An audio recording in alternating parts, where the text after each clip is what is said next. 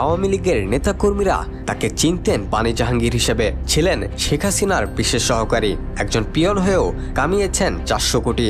এ তথ্য আবার ফাঁস করেছেন হাসিনা নিজেই। হাসিনা গর্ব করে বলতেন, এখন শুনি আমার পিয়নও নাকি 400 কোটির মালিক, হেলিকপ্টার ছাড়া চলে না।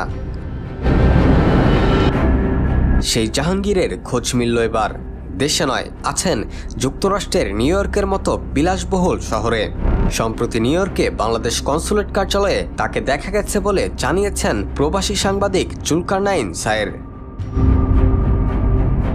সামাজিক যোগাযোগ মাধ্যমের এক পোস্টে জুলকারনাইন লিখেছেন, বহুল আলোচিত শেখ হাসিনার পিয়ন জাহাঙ্গীর আলমকে আজ নিউ ইয়র্কের বাংলাদেশ কনসুলেট কার্যালয়ে বেশ কিছু ডকুমেন্ট পাওয়ার অফ অ্যাটর্নি করাতে অপেক্ষমান দেখা যায়।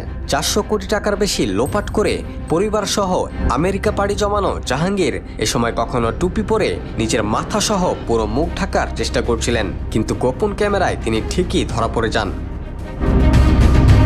উল্লেখ্য, গত দ্বাদশ সংসদ নির্বাচনে নোয়াখালী 1 আসন থেকে নির্বাচনে অংশ নিতে মনোনয়নপত্রও জমা দিয়েছিলেন জাহাঙ্গীর।